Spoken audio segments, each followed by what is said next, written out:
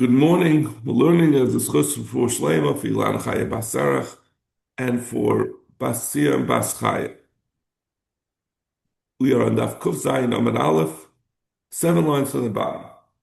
Iboilu. Interesting topic. Ma'u lechel b'mapa. What's the deal? Like we were saying, I remember my counselor telling me when we're in a bus on the way to a trip, just you can't wash, so just take hold of the sandwich without touching it.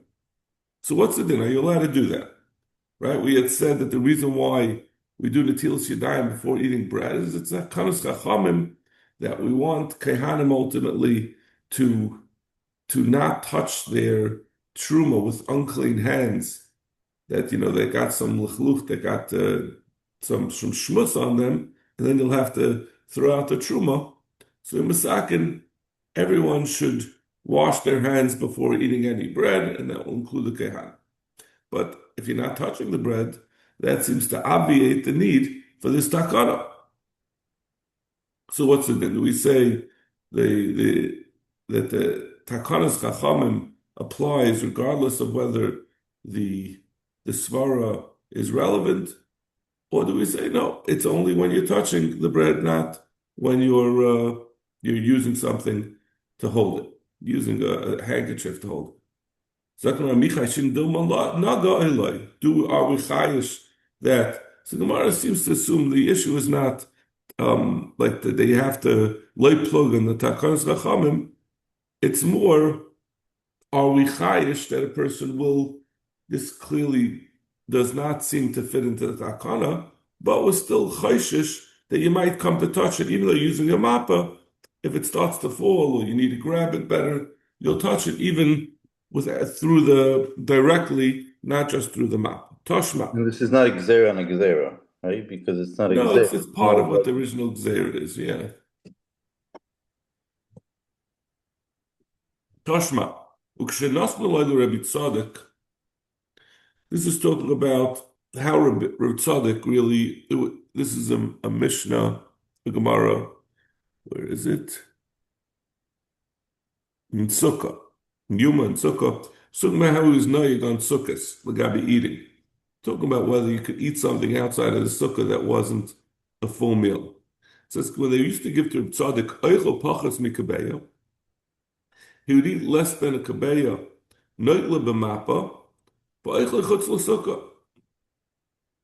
They would feed him less than a Kabeya, and he would eat it holding it with a napkin, and he would eat it outside of the sukkah. And he would not make a bracha achrona after eating it.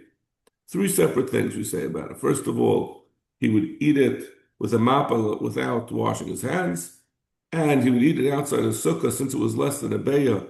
He held it was a snack that didn't require eating in the sukkah, and he wouldn't make a bracha achrona. My love.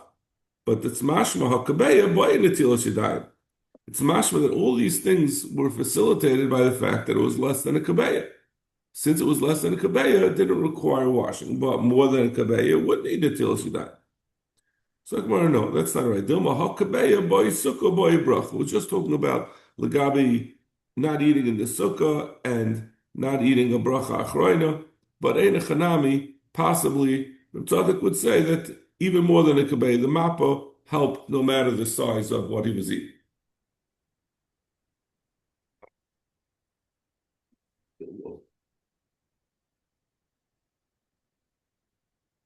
Toshma.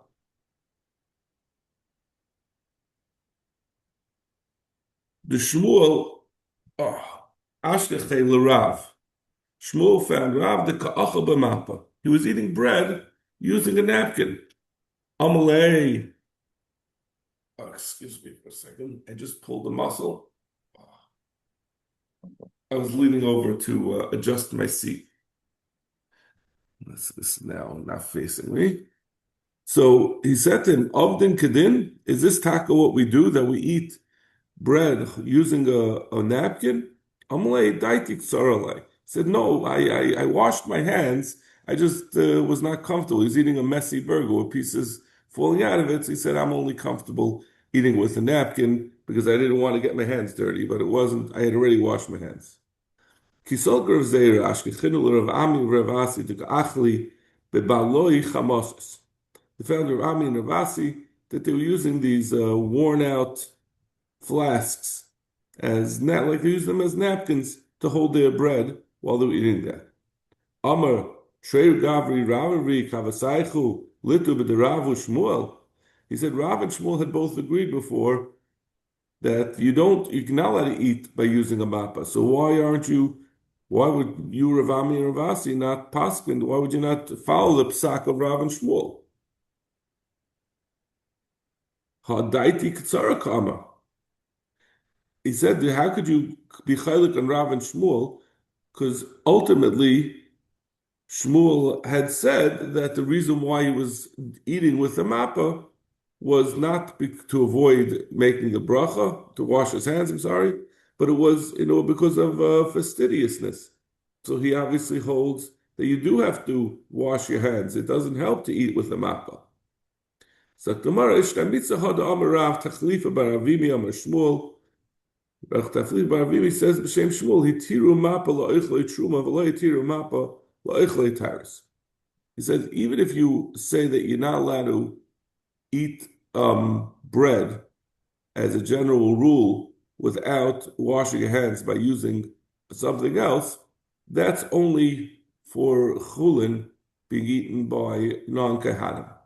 But Kehanim, when they eat Truma, they're very careful. So we're not geyser against them. The whole reason why we said you can't eat with a napkin is because the word you won't be careful. The Kehanim, Azrizim Haim, and they can be trusted to eat using a map. Ravami and Ravasi Kehanim have Ravami and Ravasi were Kehanim, so that's why it was not a chashash. It was not a problem. According to this, Kohanim don't need to wash before eating truma.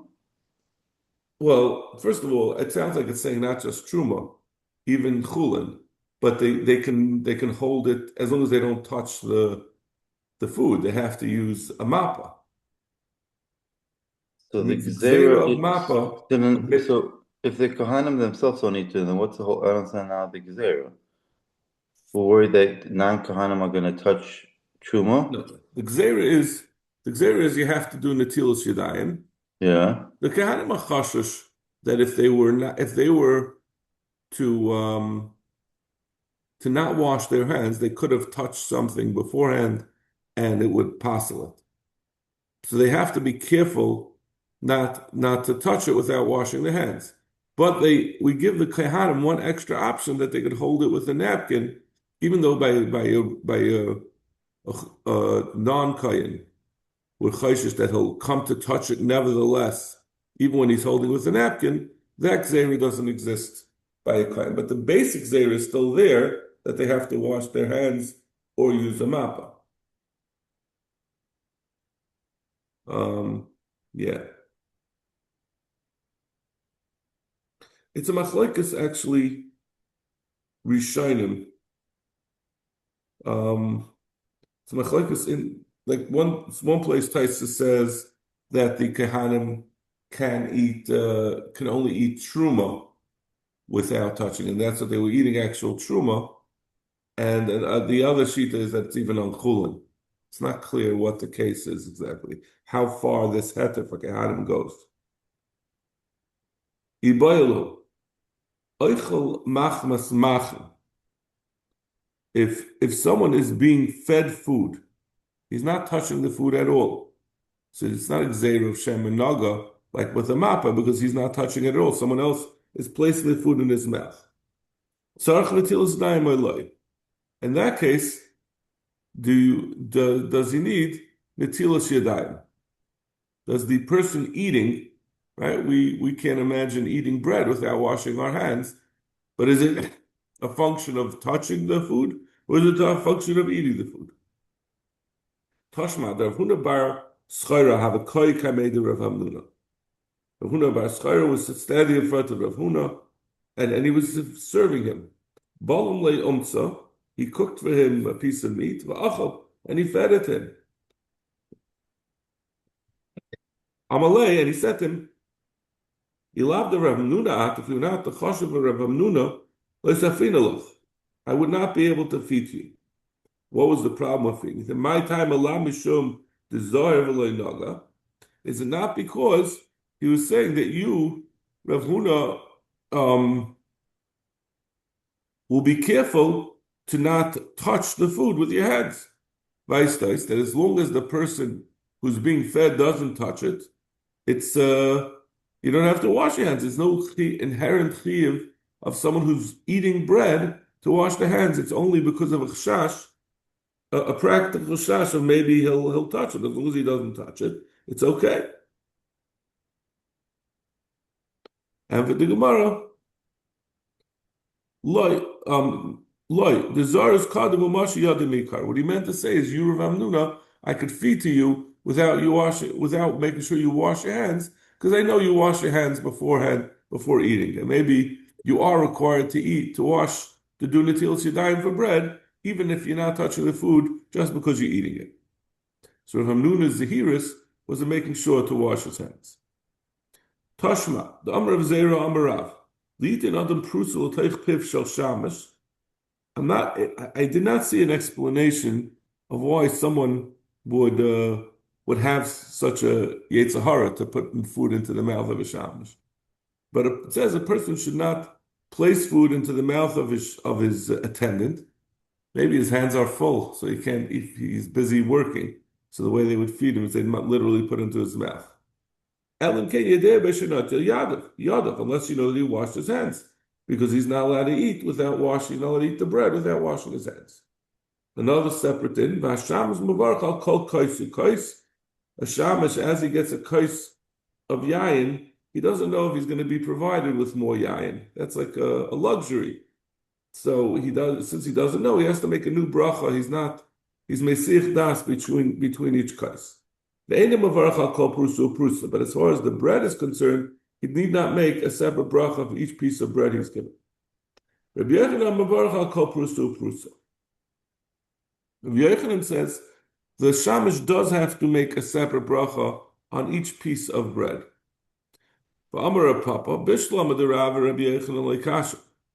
This separate statements of Rav and Rabbi Yochanan. One said, Rabbi Papa said, Rabbi Yochanan said you do Hadik Adam Chashav, Hadalek Adam Chashav. It depends on whether there's a Talmud Chacham there. Talmud Chacham will make sure that the shamash gets sufficient food to eat, so the shamash can be Saimach Das as he's going along, that he's going to get more food. So that's why Rabbi Papa says he doesn't make a separate bracha on each prusa. Rabbi Yochanan said he does. It's talking about where there is no Adam Chashav. So just like by the wine, the shamash doesn't know if he's going to get fed anymore. But in any case, but it definitely requires that the shamash washed his hands, even though he's being fed. No, it could be that generally you don't need netilas yadayim when you're not touching the food, if it's being fed to you by a second person. But a shamash, there's a chashash, since he's very busy, he might, even though he's being fed, he might touch the food because of he's preoccupied and not realize that's what he's doing. Good morning, we're learning the halachas of whether you have to make netilas yadayim, even if you're not touching the food, the bread that you're eating. The reason is because of the chashash, maybe you'll come to touch truma. So if you're not going to touch the food, so first we discussed if you use a napkin to eat it, and now we're discussing if you don't touch it at all, but a second person feeds it to you.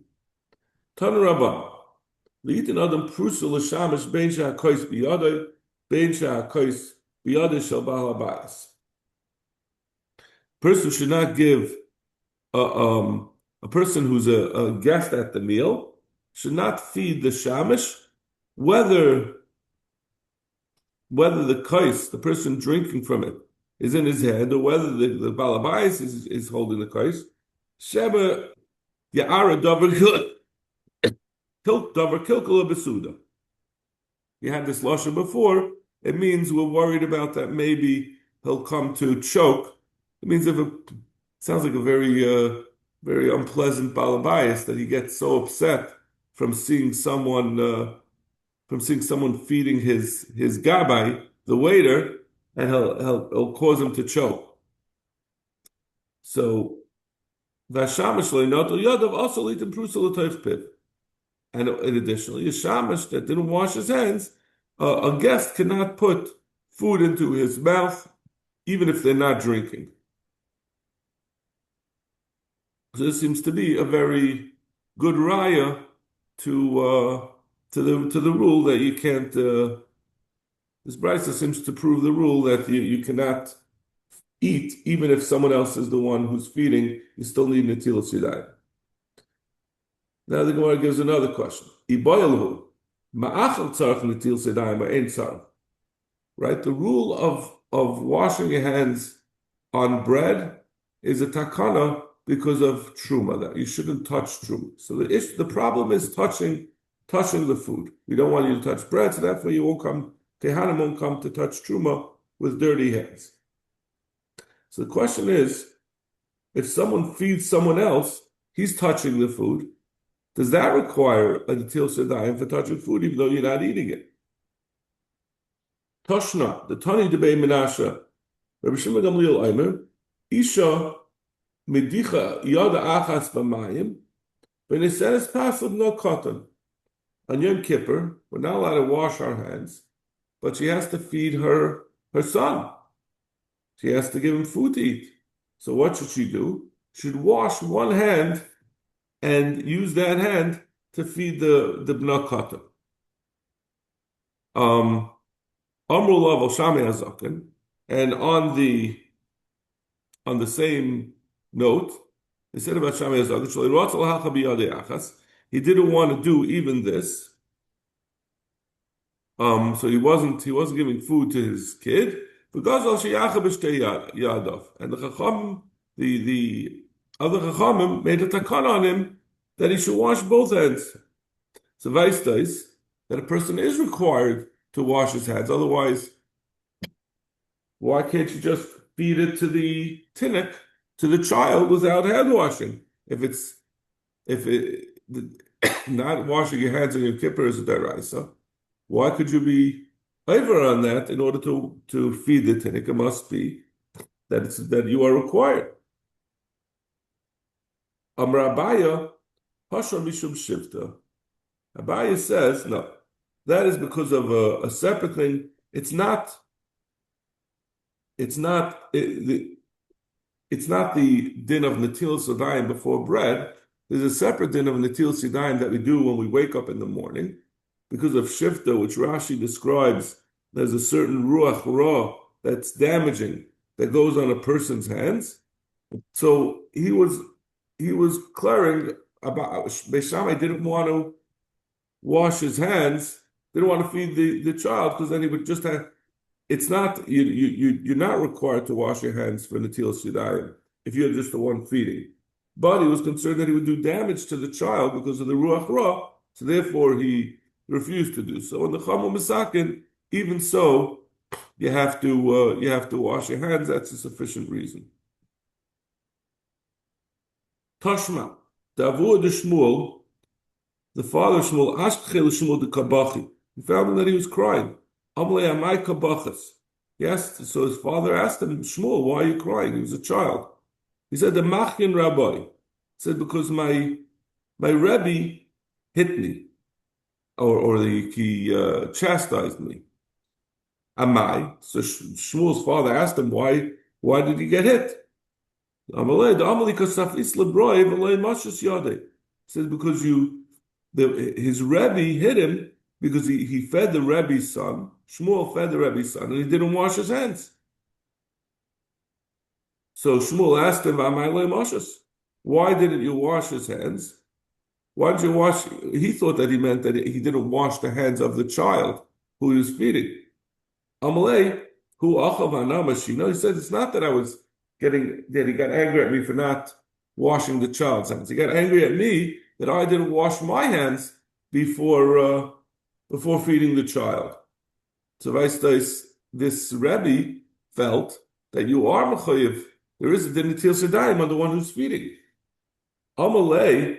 So Avu de Shmuel said in the time-honored tradition of Jewish fathers, it's bad enough that this Rebbe is an Amaretz, he doesn't know the halacha, but then he goes and hits my Shmuelka, and he got very angry, and he went to the Manal, and he said, you got to fire him.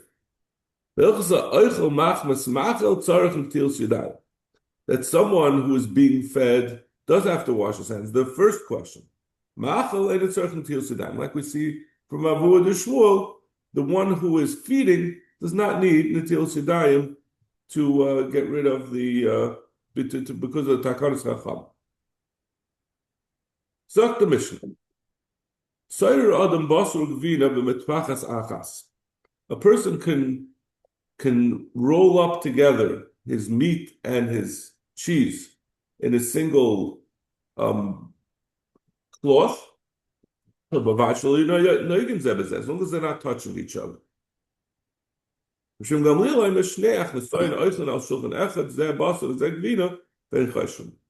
people who are guests in a house can eat on the same table, and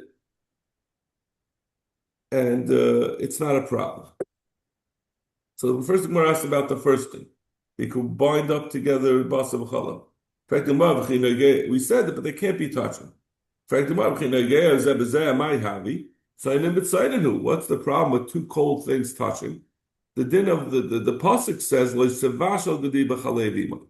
so the isser is, like we say, the isser is not just to cook, it's also to be nana and also to eat. But it's only an isser to eat when they cook together, not an isser when there's no isser of two things touching. Abai says if they're cold, it's true that you don't have to take off the place where they touched. But it's still a problem that you have to wash it off because there's some contact, as you could see, right? If two foods touch, a little bit gets on them. So maybe it's not absorbed into the other thing, but the chum masakin, you can't eat milk and meat together, so you have to wash it off so you don't have a little bit of meat on the milk and vice versa, on the cheese. Rabbi Shimon Gamliel said that two people who are guests can eat together milk and meat. Amar Chanan bar Abi Amar Shmuel. This is only if the two people are not friendly. The two people that don't know each other. So then they could eat together on the same table. But if they know one another, also it's also for them to eat. Because maybe one will come to eat from the other's food. If they have strangers, Shneach Masayim, this typical case, so one's not gonna get busy with the other one. But if they know each other, we're chayshish that they'll share their food and they'll come to eat milk together with me.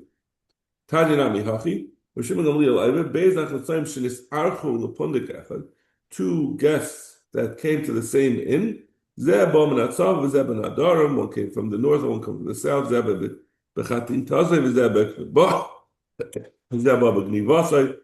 one comes with a chunk of meat and one comes with a piece of cheese. They could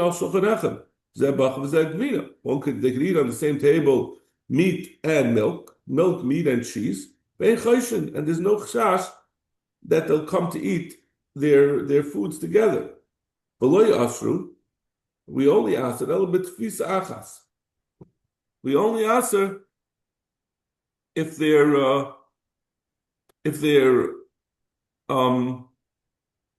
where they're touching each other.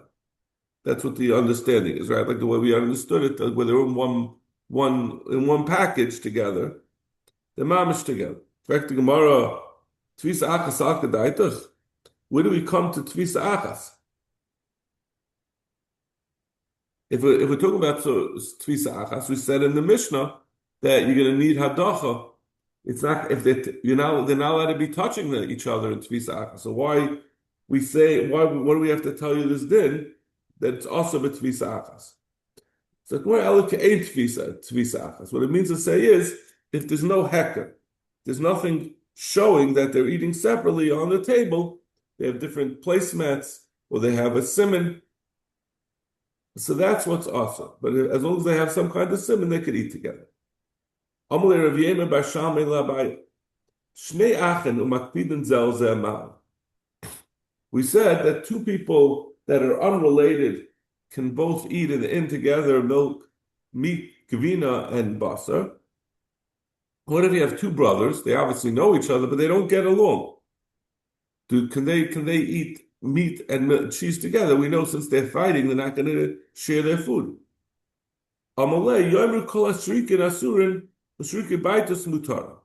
He said we know the model of this. There was a halacha that you weren't allowed to put simonim on bread, on matzah, because it took a while to put on the simon, and we were afraid that they would become chametz. So the chacham asked it, but the bnei baisis, this place of baisis, they were very adept, they were very skilled, and they were able to put a simon on very quickly, so there was no concern that it will become chametz. But the chacham nevertheless asked them from putting on a simon, because people would not realize. They'd say, if once they're putting on simonim, they think all simonim are mutter, even though it's going to cause it to become chametz. So that this is almost like a shorthand for the rule of loy plug, that we don't make a distinction, even though it's not going to apply in this particular case. So the same thing over here. Even though it's shnei achim, even though the makpidin zalzeh, generally shnei achim know each other. So people won't realize, they'll see two brothers eating together, milk and meat, and they won't realize that it's usher, if not for the fact that they were in a fight. So, someone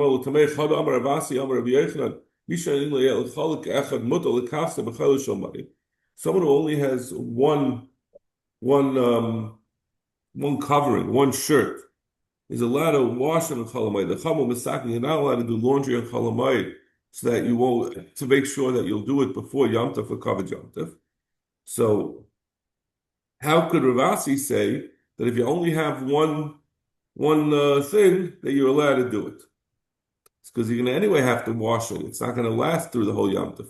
So in that case, there's no point in requiring him not to wash it before Yom Tov. He still has to wash it on Cholamayid. Why don't we say a light plug there as well? So Gemara, no. Hasam ha'amar marbar Ravashi izura merchiyachalav. He said that when a person's washing his excuse me.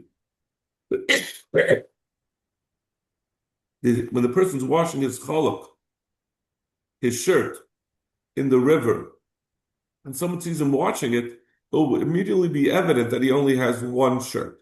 Because a person who has more than one shirt would take the belt and use it to hold up his second shirt while he's cleaning this one.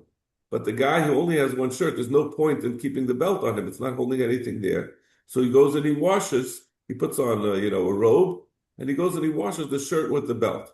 So it's self-evident that he only has this one shirt, so people will know that's the reason why it's allowed. Okay. This next Mishnah and Gemara is very yisaidistic and it's a real bas of a chalav technical Gemara. Zak the Mishnah. Tipas chalav shenachla ala chaticha.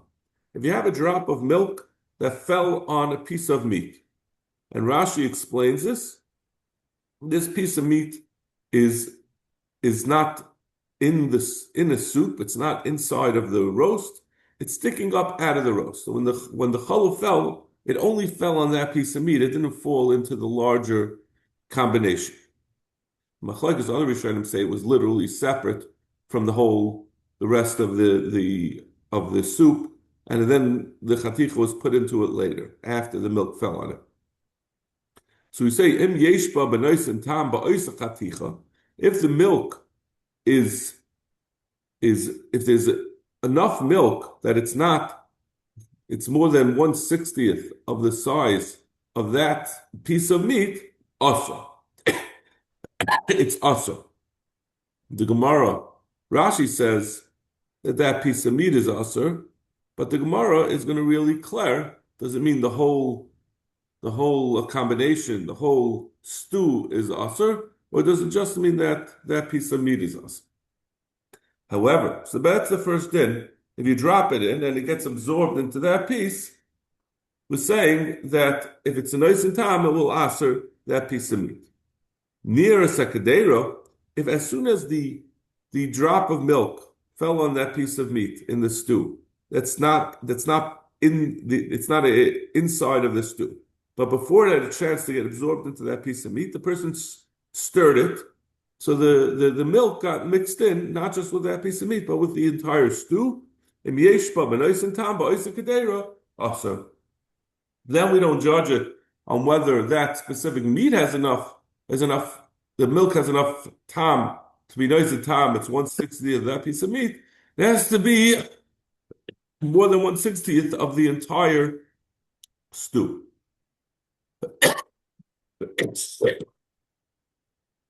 Amar Abaya. Abaya said, Tamay v'loy mamashrei ba'alma do'erais. I'm going to bring you a raya that if you have just a flavor without any substance, that which we say that a tam asers, or we call tam ke'ikr, is also derais. How do I know? I see it from our Mishnah. If you say it's only tekanos chamim, and you learn it out, where would you see such a thing that tam is ke'ikr? And you learn it out. So if you say it's only derabban, that means you don't have a source for it midaraisa. Mibasa b'chalav my time the chiddush. So the question would be, by basa b'chalav, we know that the Torah says you can't eat milk cooked together with meat when they're cooked together because it gives a tam. So why don't we learn out from there? Why don't we learn out from basa b'chalav? So there must be a reason why we wouldn't learn it out if we're saying that tam ke'ikr is only derabanan. So the reason must be is because the chiddush, because basa b'chalav is unusual amongst all the isurei achila that milk on its own is kosher and meat on its own is kosher, and it's only usher in combination. So the fact that meat and milk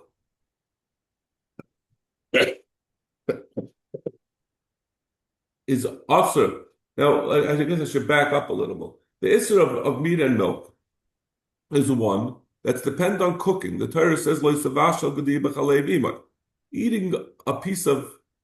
eating a cold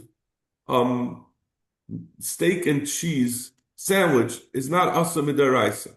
It's only asr to eat meat and milk that will cook together. And meat and milk that's cooked together has in it that it's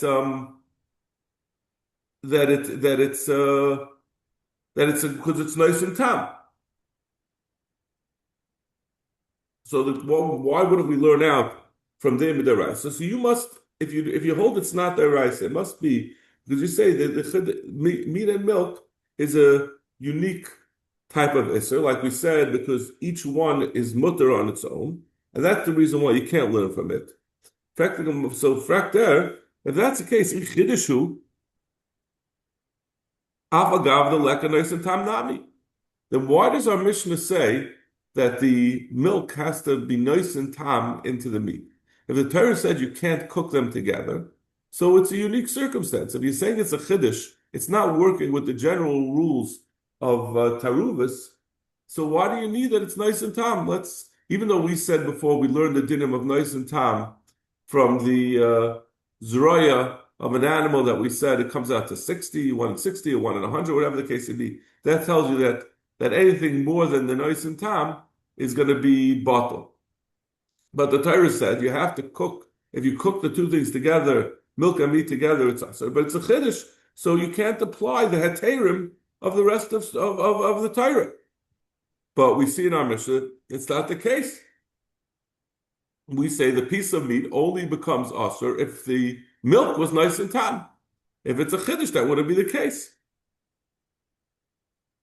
So therefore, it must be that it's asr deraisa. We don't treat it really as a chiddush, as Rashi explains, we find other things that you have two things that are mutter that can be aser. You find that by klayim. You can have a vine, grapes that got mixed together with tvua, and each one is a mutter on its own, but they're also together. So nishkein chiddush, and therefore we can learn out from the bishul that you're also for being mavashal basa b'chalav, because it's nice and tam. That tells you throughout the Torah also that not just it's nice and tam, but tam is ke'eke. That the tam asks. Amalei Rava. Rava says no, that's not. It's not a. It's not true. That really,